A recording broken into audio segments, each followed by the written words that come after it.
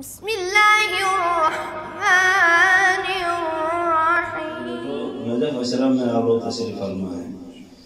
یہ وہاں پاکستان، انڈیا، باقی علاقوں میں جو بچے ہیں وہ تو امیر المومنین کے قبے کو دیکھنے کو ترس رہے ہیں، لیکن آپ لوگ خوش قسمت ہیں، یہاں پر ہر گلی سے گزرتے ہیں سامنے امیر المومنین کا قبہ آپ لوگوں کو نظر آتا ہے۔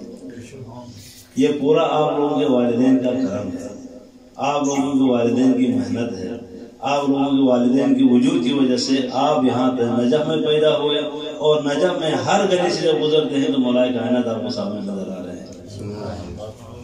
ہمارے استاد محترم حضرت آیت اللہ العظمہ شیخ بشیر نجوی صاحب فرماتے ہیں کہ یہ ہوا جو آپ لے رہے ہیں، یہ ہوا جو آپ لے رہے ہیں، یہ ایسی ہوا دنیا میں کہیں نہیں ملے گی۔ واقعی دنیا میں کہیں ایسی ہوا نہیں ہے جو ہوا امیر المومنین کے قبہ مبارک سے اور ذری مبارک سے ٹکر کر باہر نکلتی ہے، اور پھر وہ آپ کے فیفڑوں کے اندر چلی جاتی ہے اور آپ کے ذہن کو یہ ہوا منور کرتی ہے۔ ایسی ہوا دنیا میں کہیں نہیں ہے۔ میرے بیٹو، آپ یہاں بیٹھ کر نجف میں بیٹھ کر کچھ بھی نہ کریں تب بھی آپ کے نامہ اعمال میں ثواب لکھا جا رہا ہے، آپ کے نامہ اعمال میں ثواب لکھا جا رہا ہے۔ یہ مومن ہے، یہ ثواب کا کام ہے۔ جب تک انسان گناہ میں مبتلا نہ ہو، نجف اشرف میں اس کے نامہ اعمال میں ثواب لکھا جا رہا ہے۔ ہمیشہ فرشتے اس کے نامہ اعمال میں نیکیاں لکھتے جا رہے ہیں، نیکیاں آپ کی بڑھتی جا رہی ہیں جب تک گناہ میں مبتلا نہ ہو۔ دنیا کا کوئی ایسا بھوکا نہیں ہے، دنیا کا کوئی ایسا کھیتا نہیں ہے جس میں بیٹھنا بھی عبادت ہو، سونا بھی عبادت ہو، جاگنا بھی عبادت ہو۔ سوائے نہ کرتے مکہ مکرمہ جہاں پر خانہ خدا ہے، اس کو بھی اتنا شرف حاصل نہیں ہوا۔ مدینہ منورہ جہاں نبی اکرم صلی اللہ علیہ وآلہ وسلم کا روزہ مبارک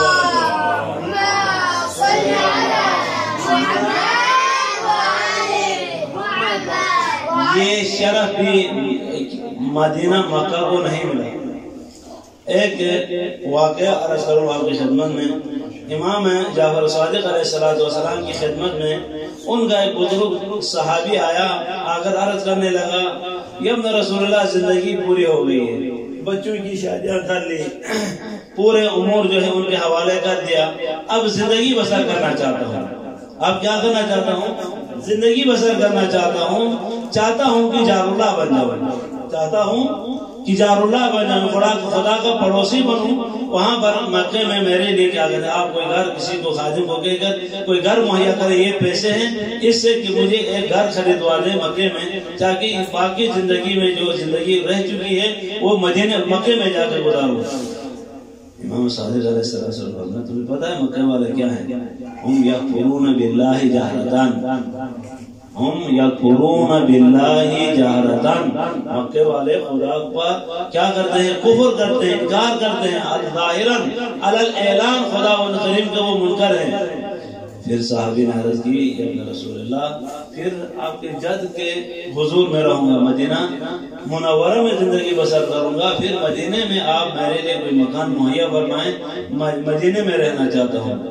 تو امام علیہ السلام فرمائے کہ اہل المدینہ اشد کفرا و نفاقا من اہل مکہ، مکہ والے صرف کافر تھے، ہم یکفرون باللہ جہرتاً، مکہ والے کفر کرتے ہیں جہرتاً۔ پھر مکے والوں مدینے والوں کے لیے امام علیہ السلام ایک بات اور اضافہ فرمائیں، ہم اشد کفرا و نفاقا من اہل مکہ، مدینے والے کفر اور نفاق میں مکے والے سے زیادہ بدتر ہیں۔ تو صحابی نے کہا پھر اس کا حل کیا ہے، کہاں رہوں؟ امام علیہ السلام فرمائے کہ علیک بالعراق لأن فیہا شیعتنا، اگر تو نے اپنی زندگی گزارنی ہے، زندگی بسر کرنی ہے تو جاؤ عراق میں جا کر رہو۔ کیوں؟ یا ابن رسول اللہ تعلیم بھی بیان فرمائے، لأن فیہا شیعتنا، کیوں کہ عراق میں ہمارے شیعہ رہتے ہیں۔ یہ جو ہے جہاں پر مرکز شیعت ہے اس کو خدا بند کریم نے میرے بیٹوں آپ کے لیے مہیا کیا ہے، آپ لوگوں کے لیے یہ زمین ہموار کی ہے خدا بند کریم نے۔ آپ ایسے بھوکے میں رہو جو بھوکا جو ہے وہ اہل بیت علیہ السلام سے محبت کرنے والے ہیں۔ بقول امام صادق علیہ السلام کیا فرمایا؟ لِأَنَّ فِيهَا شِيعَتُنَا، کیونکہ عراق میں ہمارے شیعہ رہتے ہیں۔ یہ خوش قسمتی خدا کریم نے میرے بیٹوں آپ کو دی ہے، یہ شرف آپ کو دی ہے۔ آپ کے قدر وغیرہ وہاں ہوں گے نا پاکستان میں، وہ ترس رہے ہوں گے کاش کہ ہم بھی نجف جاتے ہیں، ہم بھی کربلا جاتے ہیں، لیکن آپ نجف میں ہیں، کربلا میں ہیں، لیکن آپ سے اس کے بارے میں پوچھ گچھ بھی ہوگی۔ جب نعمت خداوند کریم کسی کو دیتا ہے اس نعمت کے بارے میں سوال بھی ہوگا، پوچھ گچھ بھی ہوگا، اس کے بارے میں آپ نے تیار رہنا ہے۔ میرے بیٹوں اگر آپ نے کامیاب ہونا ہے تو دو کام ضرور کریں، دو کام ضرور کریں۔ اگر آپ اجتماع میں کوئی خدمت کرنا چاہتے ہیں، اجتماع میں کوئی خدمت کرنا چاہتے ہو، شیعوں کی خدمت کرنا چاہتے ہو، مسلمانوں کی خدمت کرنا چاہتے ہو، بلکہ انسانیت کی خدمت کرنا چاہتے ہو تو دو چیزوں کا خیال رکھیں۔ اگر یہ دونوں چیزیں آپ میں پائی جائیں تو واقعاً آپ جو ہیں شیعوں کا خادم، قوم کا خادم، بلکہ انسانیت کی خدمت کرنے کے لیے خداوند کریم آپ لوگوں کو چنے گا اگر یہ دو کام کرنے اور عرض کرنے والا ہوں۔ یہ دو کام اگر آپ کریں گے تو خداوند کریم آپ کو خدمت کے لیے چنے گا۔ ان میں سے ایک کام یہ کہ محنت کرنا ہے، سستی نہیں کرنی ہے۔ ہر کام میں کیا کرنا ہے؟ محنت کرنا ہے۔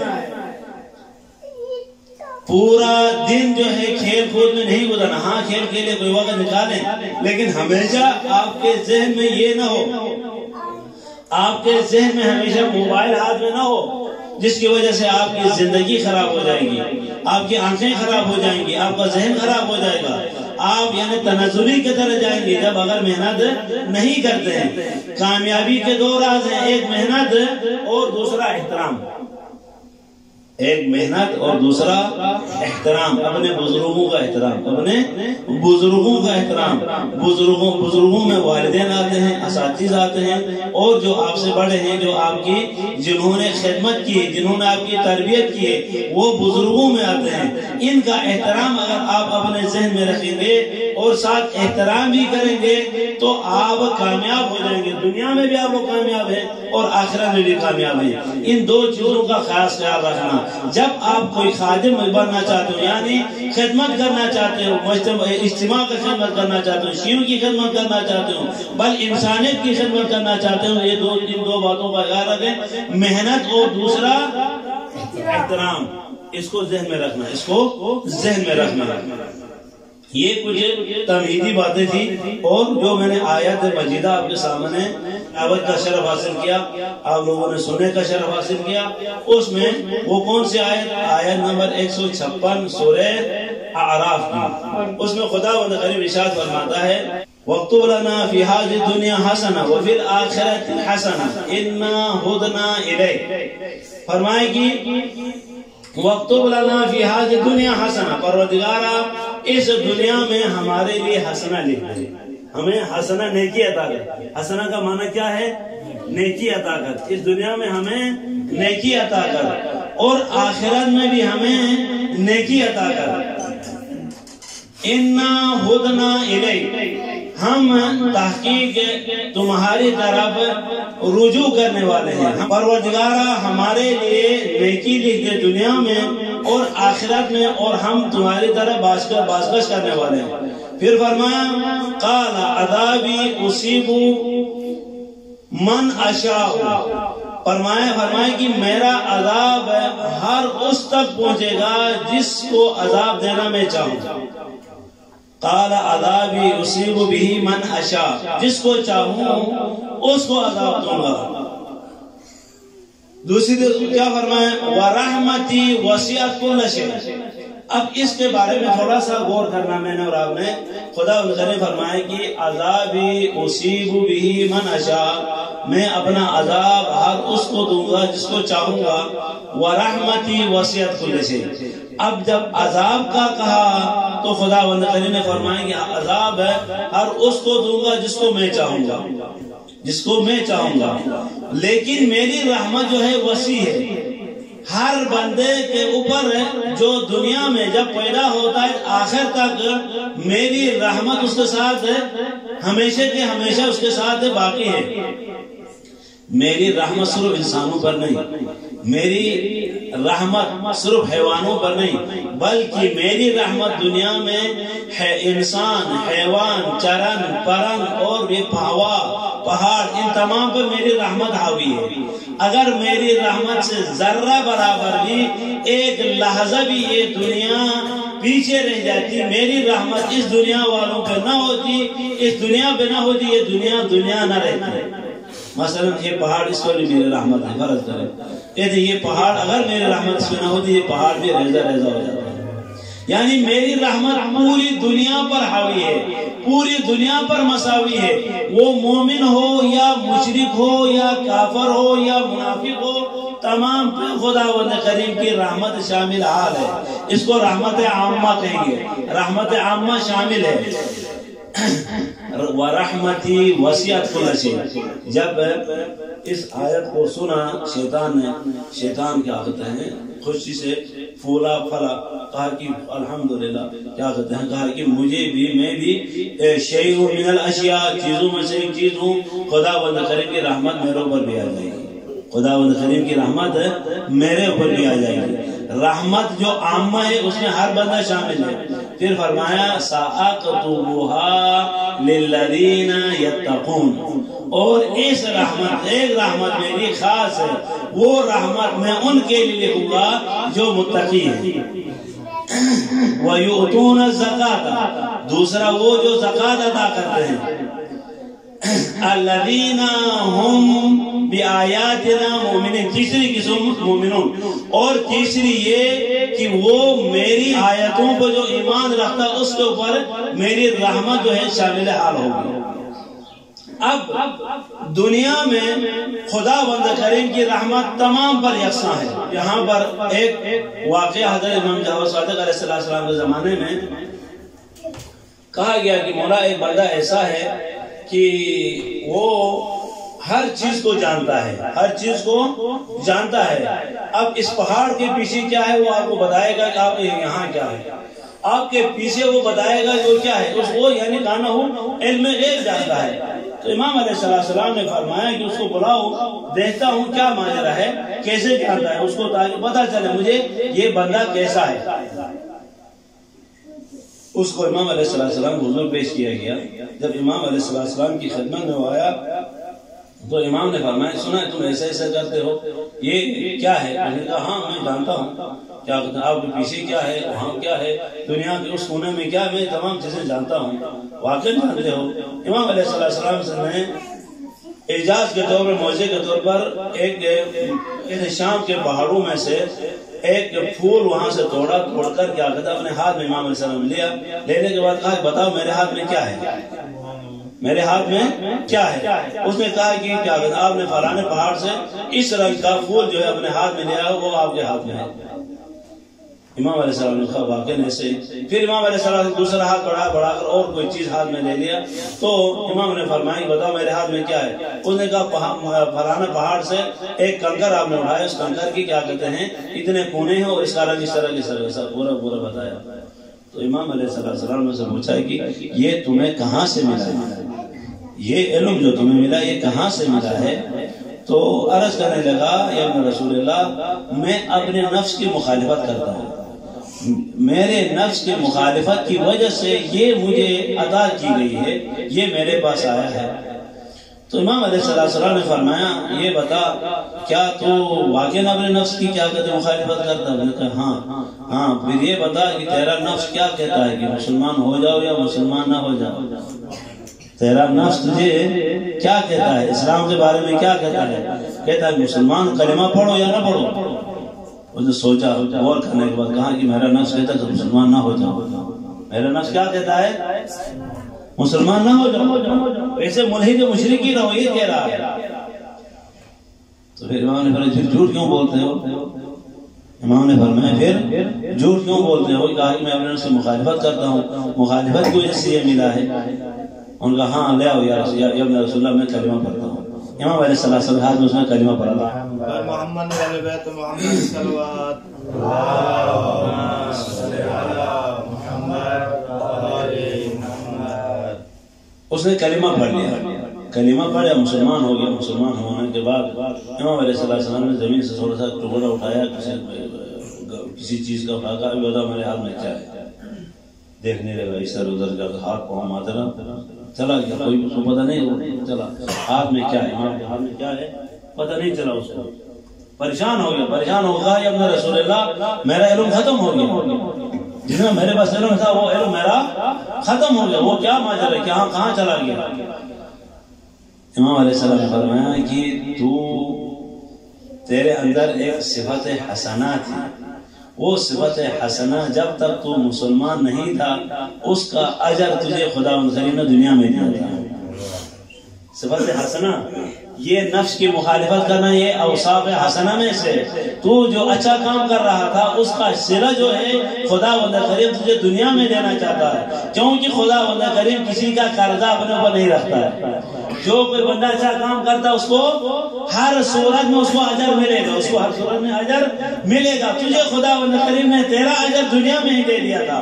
اب تو جب مسلمان ہوا, تو نے لا الہ الا اللہ محمد رسول اللہ پڑھا, تیرا یہ اجر تیرے لیے خدا کریم نے ذخیرہ کر دیا آخرت کے لیے.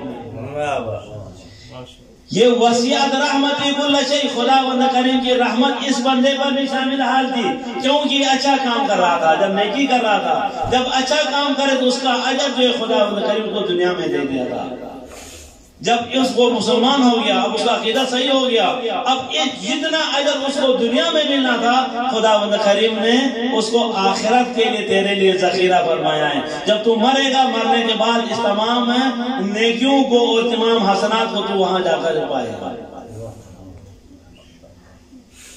ایک اور واقعہ اب زحمت تمام. دو فرشتے, ایک مشرق کی جانب سے اور ایک مغرب کی جانب سے, مشرق والا مغرب جا رہا تھا, مغرب والا مشرق جا رہا تھا. راستے میں ان کی ملاقات ہوئی تو ایک دوسرے سے کہنے لگے کہاں جا رہے ہو بھائی, کہ اتنے دور سے اور اتنے تیزی سے. انہوں نے کہا یار عجیب کام مجھے خدا کریم نے کہا وہ کام کرنے کے لیے جا رہا ہوں. انہوں نے کہا کون سا عجیب کام؟ انہوں نے کہا کہ وہاں پر مشرق میں ایک بادشاہ ہے, اپنے آپ کو بادشاہ کہتا ہے, اور وہ تقریباً کافی دنوں سے اپنے شکاریوں کو بھیجتا ہے سمندر میں مچھلی شکار کرنے کے لیے. ایک خاص مچھلی کھانا چاہتا ہے, وہ مچھلی جو ان کے جالوں میں نہیں پھنستی ہے. خدا کریم نے مجھ سے کہا جاؤ جا کر اس مچھلی کو پکڑ کر کسی کے جال میں کیا کرنا پھنساؤ, وہ تاکہ وہ تب تمنا پوری کرے. اس نے دوسرے نے کہا, جو مشرق سے مغرب جا رہا تھا, اس نے کہا مجھے اس سے بھی اغرب ترین کام دیا.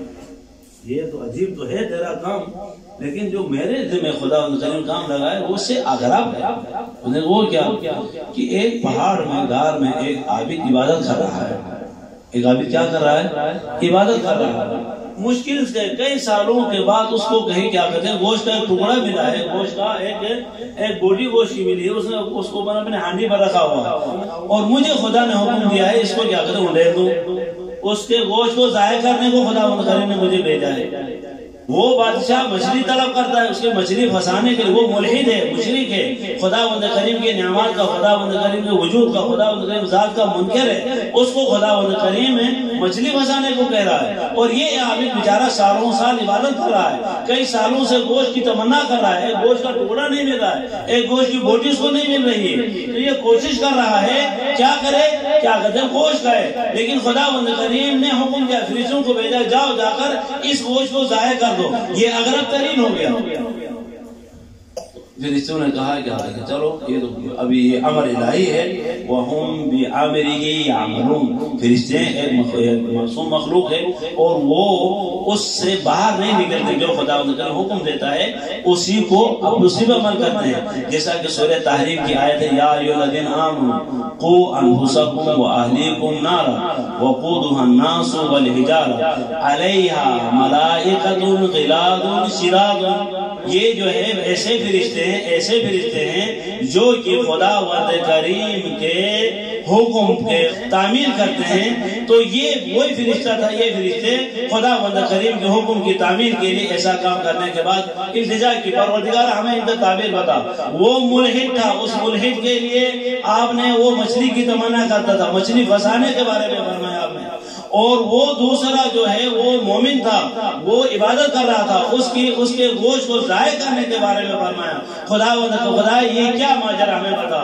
خداوند کریم نے ان کو بتایا، خداوند کریم کی آواز آئی کہ تو نہیں جانتا یہ دونوں میرے بندے ہیں، یہ دونوں میرے بندے ہیں۔ ولو پہلا میرا مخالف ہے، میرے مقابلے میں کھڑا ہوا ہے، لیکن میرا بندہ تو ہے نا، لیکن دنیا میں اس کی تمنا پوری کروں گا، کیونکہ ماں باپ کے لیے دونوں اولاد برابر ہوتی، ولو ان میں سے ایک والدین کا مطیع ہو، دوسرا والدین کا کیا ہو، نافرمان ہو۔ یہ دونوں اس باپ کے بیٹے ہیں، دونوں ماں کے بیٹے ہیں، ماں کا دل دونوں کے لیے برابر جلتا ہے، حالانکہ وہ ماں کی خدمت نہیں کرتا ہے، ماں کو برا بھلا کہتا ہے، پھر بھی وہ ماں کے لیے اس کا بیٹا ہے، وہ اس کی مخالفت، اس کی اذیت کو ماں برداشت نہیں کر سکتی۔ اسی طرح خالق اکبر میرا اور آپ کا خالق ہے، میں اور آپ خداوند کریم کی مخلوق ہیں۔ خداوند کریم مجھے اور آپ کو چاہتا ہے کہ مجھے اور آپ کو سکون ملے، یا یہ سکون دنیا میں ملے یا یہ سکون آخرت میں ملے۔ اس بادشاہ کے لیے سکون کی ضرورت تھی، اس کے دل کی تمنا پوری ہونی تھی، آخرت میں اس کا کوئی حصہ نہیں ہے۔ میرے فرشتوں آخرت میں اس کا کوئی حصہ نہیں ہے، جو کچھ اس نے پانا ہے دنیا میں پانا ہے، اس لیے میں نے اس کو دنیا میں اس کی تمنا پوری کر دی۔ اور دوسرا بندہ جو ہے وہ میرا نیک بندہ تھا، اگر وہ گوشت کھاتا تو اس کی عبادت میں سستی آ جاتی، سو جاتا، سو کر صبح کی نماز بھی قضا ہو جاتی۔ اس لیے میں نہیں چاہتا کہ اس کو آخرت کا جو اجر میں نے اس کے لیے ذخیرہ کر کے رکھا ہے، جو آخرت کا اجر میں نے اس کے لیے رکھا ہے، اس کا وہ اجر ضائع نہ ہو، اس لیے میں نے تم لوگوں کو حکم دیا کہ جا کر اس کی کیا کہتے ہیں ہانڈی کو جا کر خدا کریم چاہتا ہے ہر صورت میں کسی نہ کسی صورت میں خداوند کریم ہدایت چاہتا ہے۔ خداوند کریم چاہتا ہے کہ میرا بندہ جو ہے جو چاہتا ہے اس کو مل جائے، یا دنیا میں یا آخرت میں، یا دنیا میں یا آخرت میں۔ اب یہ کیا کہتے ہیں، دنیا جو ہے مومن کے لیے قید خانہ ہے، اور کافر کے لیے جنت ہے، کافر کے لیے جنت ہے۔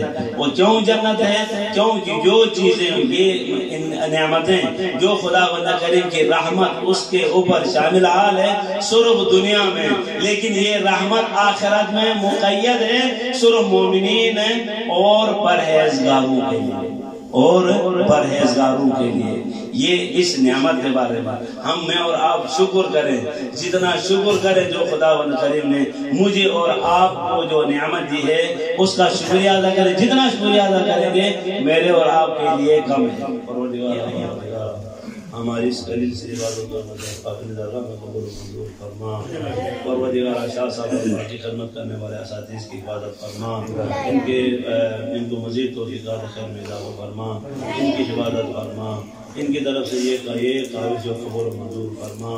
پروردگار ہمارے قبائل صغائر معاف فرما، ہمارے والدین قبائل صغائر معاف فرما، ہمارے مرحومین کے درجات بلند فرما، ہمارے اساتذہ کرام کی حفاظت فرما، جو ہمارے اساتذہ دنیا سے چلے گئے ان کے درجات کو بلند فرما۔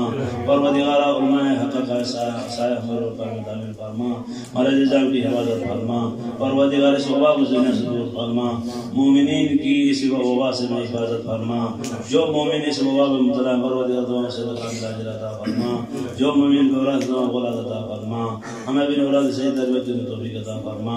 پروردگار قلب ما زمانہ ہم سے راضی فرما۔ پروردگار آج جو جمعہ ہے یہ جمعہ امام زمانہ علیہ السلام کا سے پروردگار تجھے واسطے جناب زہرا صلوات اللہ علیہ کی ٹوٹی ہوئی پسلیوں کا واسطے پروردگار امام زمانہ ہم سے راضی فرما۔ پروردگار قلب امام زمانہ کو ہم سے راضی فرما۔